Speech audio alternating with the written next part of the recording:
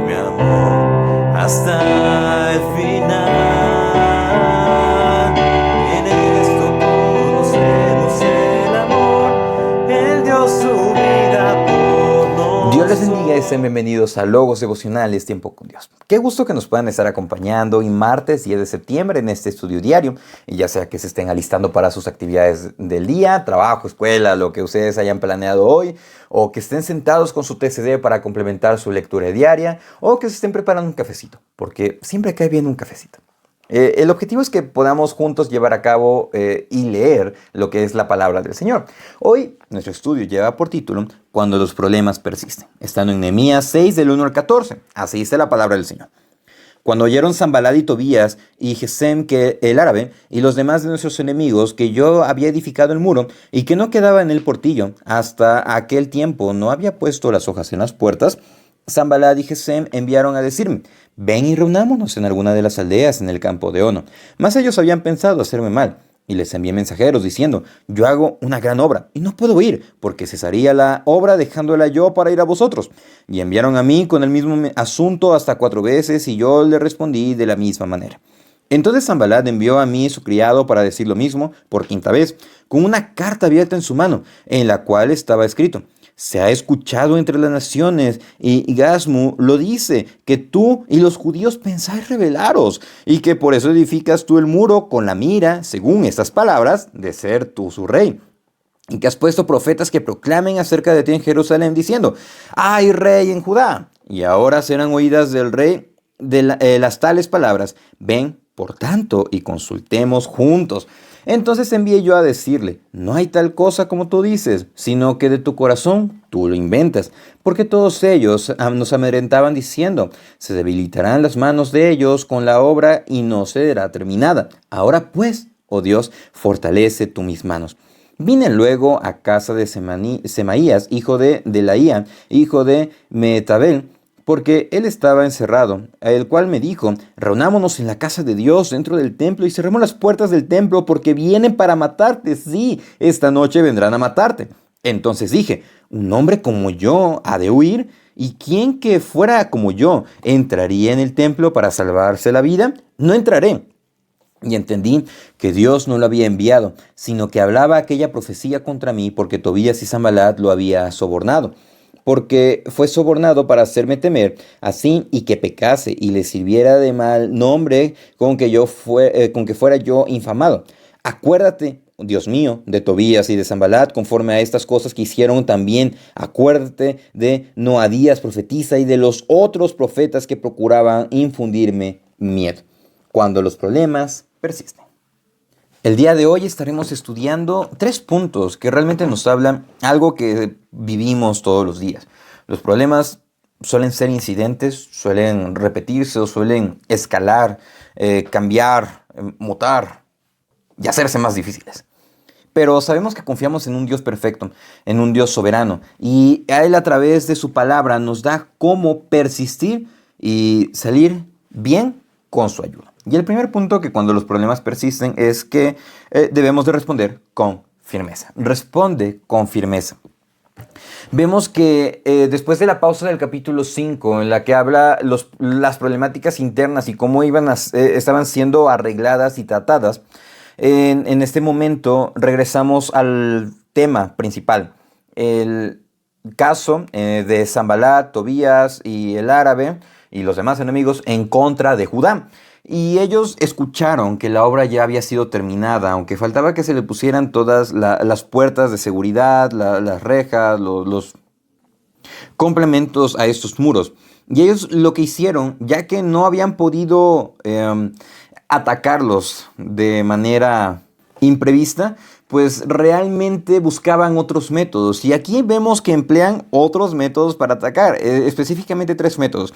El primero es que mandan a una persona con un mensaje de manera verbal. Ellos le dijeron: reunámonos en alguna de las aldeas del campo de Ono. El campo de Ono estaba al otro extremo. Recordemos que el pueblo estaba disperso y que por eso Nehemías tenía a alguien con una trompeta ahí mismo, para que si había algún peligro sonase la trompeta y todos ya estaban alertas y pudiesen reunirse con sus otros hermanos judíos, sus compatriotas. Entonces este espacio de Ono, el campo de Ono, estaba muy al extremo. Los comentaristas mencionan que quizá alguno de los planes era que se supiese que Nehemías, si hubiese aceptado, estaba dirigiéndose al campo de Ono y quizá hubiesen ocupado esa información para decir que estaba buscando aliados en otros lugares para rebelarse en contra de Persia. Obviamente, algo que se complementa con lo que dice el versículo 6.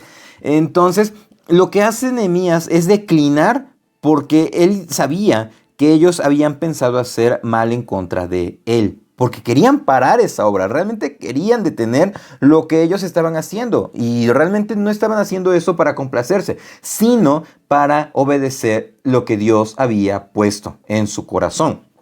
Y es en ese momento en el que no solamente lo envían una vez al criado, sino que lo envían hasta 4 veces. Y él le responde de la misma manera. ¿Qué le responde? Yo hago una gran obra, en el versículo 3, y no puedo ir porque cesaría la obra dejándola yo para ir a vosotros. Mis amados hermanos, nosotros sí tenemos problemas, tenemos dificultades, pero no son nuestro objetivo de vida, no debe de ser nuestro foco principal, sino que debemos de responder con firmeza, así como lo hizo Nehemías. ¿Cuál es nuestra prioridad en nuestro día a día? Buscar, conocer y glorificar a Dios. Persistir en lo que Él nos ha dado. Pero ¿cómo podemos hacer esto? Bueno, conociendo y viviendo lo que dice la palabra. Y en esos momentos de prueba realmente tenemos el ejemplo perfecto de Cristo, que cuando fue tentado por Satanás, Él le respondía, escrito está. Escrito está, no le respondía nada más, no lo reprendió ni nada. Lo único que le dijo fue, escrito está.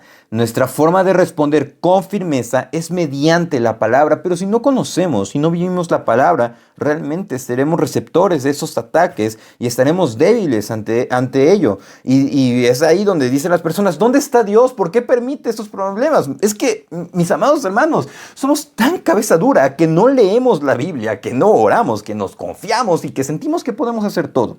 No obstante, la palabra nos ayuda con ese problema de cabeza dura.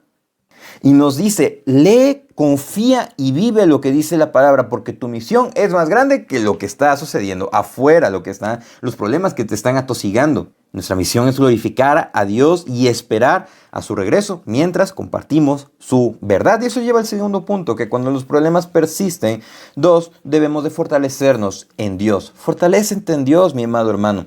Versículo 5 dice que envió por una 5ª vez Sanbalat a su criado, ahora con una carta. Las cartas o los edictos, estos debían de llegar firmados con el sello, y ese sello era la seguridad. Era la certeza de que venía con un mensaje sumamente importante. Pero si no traía un sello, venía así nada más la carta abierta en la mano, pues obviamente era una mayor desconfianza, era una inseguridad y era prácticamente un mensaje truculento.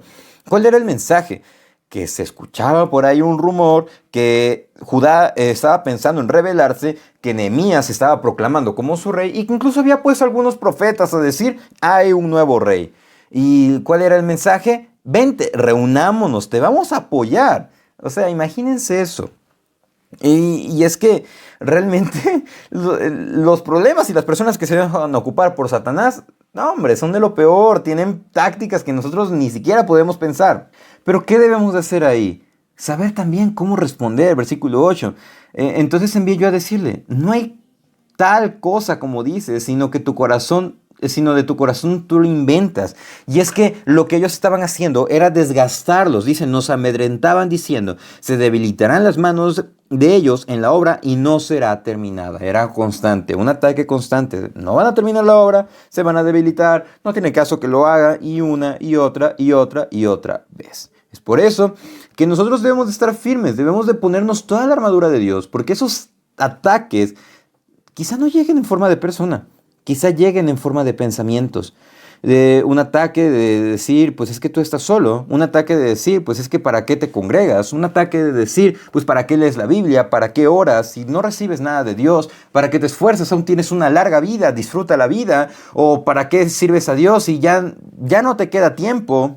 o ¿para qué sirves a Dios si tienes que hacer dinero? Esos son ataques y nosotros los aceptamos y decimos, pues sí, tiene razón. Y no, no tiene razón. Debemos de fortalecernos en Dios. Nuestra prioridad es obedecer a Dios. El apóstol Pablo a Timoteo en su segunda carta le dice, tú, pues, hijo mío, esfuérzate en la gracia que es en Cristo Jesús. Y si nos esforzamos, buscamos dar fruto, esto no nos va a dejar estar ociosos porque sabemos que tenemos una misión y estamos respondiendo con firmeza porque conocemos la palabra y nos estamos fortaleciendo en el Señor. Y es lo que dice en esta oración, fortalece, ahora, oh Dios, fortalece tú mis manos. ¿Para qué? Para completar su obra.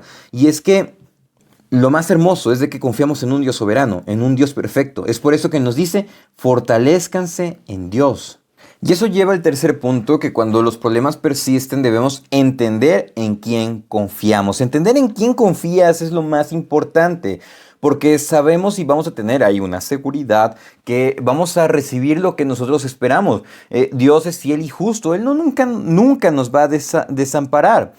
Mismo, segunda de Timoteo nos dice, si fuéramos infieles, Él permanece fiel. Él no puede negarse a sí mismo, de manera que tenemos esa seguridad porque su llamamiento es fiel, como dice primera de Corintios 1:9. La cuestión es la siguiente, sabemos que inclusive los problemas van a estar ahí latentes, presentes, pero incluso la prueba va a venir en nuestra confianza a Dios. Y eso fue lo que le pasó a Nehemías. Dice que se acercó a Semaías, hijo de Laía, hijo de Mehetabel.